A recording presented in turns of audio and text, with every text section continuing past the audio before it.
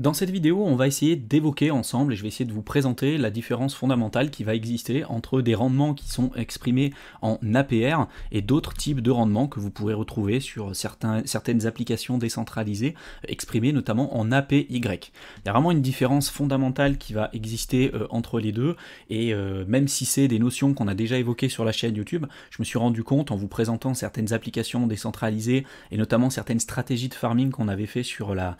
DeFi, sur la chaîne YouTube, certains d'entre vous étaient encore perdus sur ces notions liées à l'APR et l'APY, donc d'où l'idée de cette vidéo pour que ce soit clair et que vous ne soyez pas perdus par la suite. Donc l'APR en anglais ça veut simplement dire Annual Percentage Rate, donc en français ça veut dire le taux annuel de rendement non capitalisé. Donc en l'occurrence là c'est une calcul de rendement, mais on ne va pas prendre en compte les intérêts composés, les intérêts qui sont générés sur certaines applications décentralisées en participant notamment à des pools de liquidités ou autres. Les intérêts qui sont générés avec votre investissement ne sont pas automatiquement réinvestis, et donc là en l'occurrence on va parler d'APR. Si par contre vos intérêts qui sont générés par cet investissement sont réinvestis, on va parler d'APY ou Annual Percentage Yield cette fois-ci. On va voir dans la suite de cette vidéo en essayant de vous montrer des exemples concrets, que même si comme ça au niveau de la définition vous n'avez pas vraiment l'impression qu'il y a un véritable changement, qu'en réalité pour vous ça peut peut-être sembler être la même chose, on verra que d'un point de vue fondamental derrière, en analysant quelques chiffres,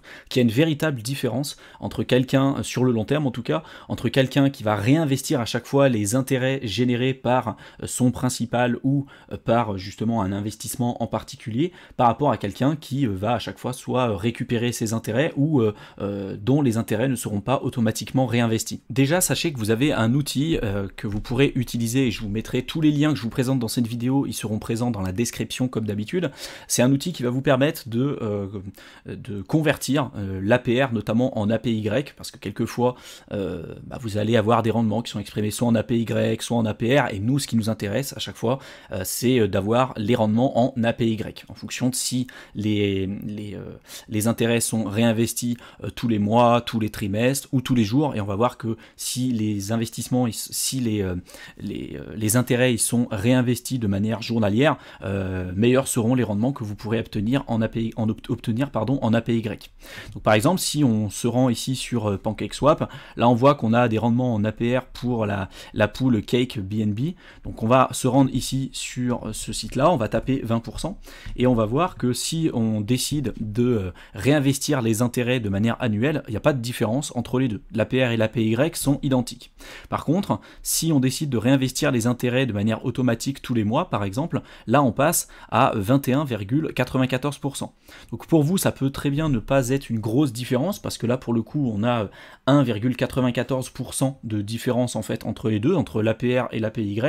mais on va le voir dans la suite de cette vidéo que c'est 1,94%, pour peu que vous investissiez pas mal d'argent tous les mois et que vous investissez sur plusieurs années, ça peut faire une très très grosse différence. Là où vous allez avoir les meilleurs résultats, c'est surtout si on réinvestit de manière journalière tous nos intérêts pour jouer au maximum les intérêts composés, et là on passe à 22,13%. Pour ceux qui voudront un peu plus de détails, notamment vous voyez que plus en fait on réinvestit fréquemment nos sources d'intérêts qui sont générées par notre capital, plus on sera en mesure d'obtenir un APY qui va être le plus élevé possible. Là on va s'amuser ensemble avec un calculateur que j'ai pu trouver sur internet, et vous allez voir de la réalité de la puissance qui se cache derrière justement les intérêts composés. Donc admettons que vous ayez un investissement par exemple dans le domaine des crypto-monnaies, dans la bourse ou peu importe, vous souhaitez investir 10 000 $ dans une action, une obligation, ou là en l'occurrence dans le domaine des crypto-monnaies. Vous ne décidez pas d'investir pour l'instant en tout cas de l'argent tous les mois, donc vous prenez 10 000 $ ou 10 000 €, vous les investissez en une seule fois avec un taux d'intérêt qui est par exemple de l'ordre de 10%. Voilà, vous décidez d'investir, de calculer les intérêts déjà une seule fois par an, et vous décidez d'investir sur 30 ans. Il y a beaucoup de ces chiffres qui n'auront pas de vérité absolue, en tout cas dans le domaine des crypto-monnaies, parce que si je prends l'exemple là d'investir sur 30 ans sur une pool de liquidité sur PancakeSwap, bon, il y a fort à parier que dans 30 ans, cette pool déjà n'existera plus, sans doute peut-être que ce protocole n'existera plus, mais c'est simplement pour l'exemple et que vous puissiez vous rendre compte de la puissance des intérêts composés et de la grosse différence qui va exister entre l'APR et l'APY, encore une fois. Donc là, pour le coup, on décide d'investir 10 000 dollars avec un taux d'intérêt de 10%. Les intérêts sont calculés une seule fois par an et on décide d'investir sur 30 ans. Si on clique sur calculer, on voit que la valeur totale de notre placement, ça représente 194 494 dollars sur 30 ans avec les intérêts qui représentent un peu plus de 164 000 dollars. On n'a mis que 10 000 dollars et puis à la fin, au bout de 30 ans, en faisant en moyenne un rendement de l'ordre de 10%, on se retrouve à la fin avec un capital de 194 000 dollars avec une plus-value de plus de 164 000 dollars, ce qui est quand même plutôt intéressant. Là pour le coup, si je décide simplement d'ajouter tous les mois 100 dollars en plus, donc c'est 100 dollars, j'ai mon capital initial de 10 000, je décide d'ajouter 100 tous les mois, toujours avec un taux d'intérêt de 10%, pardon. Je calcule mes intérêts une seule fois par an, j'investis sur 30 ans, je clique sur calculer, et là vous voyez que la différence elle est juste gigantesque quoi. Je me retrouve avec un portefeuille de plus de 380 000 dollars avec des intérêts qui représentent plus de 334 000 dollars, ce qui est juste complètement dingue. Donc vous voyez un petit peu la puissance des intérêts composés. Et donc là derrière, si je m'amuse à changer juste ne serait-ce que 2 ans, ou par exemple je décide non pas d'investir sur 30 ans mais sur 35 ans, vous voyez que là à chaque fois les intérêts qui sont générés par mon investissement c'est une courbe qui va être exponentielle. Là sur 35 ans, vous voyez, je me retrouve avec des intérêts générés de l'ordre de 568 000 euros. Si j'investis un an supplémentaire, juste un an en plus, je passe de 35 à 36 ans, là j'étais à 568, je change rien d'autre, là je suis à 631. Si je change encore juste un an, enfin même 2 ans en plus, là je suis à 774, je change encore un an, je passe à, ou même encore 2 ans, je passe à 40, vous voyez que là on est à 949 000. Bon,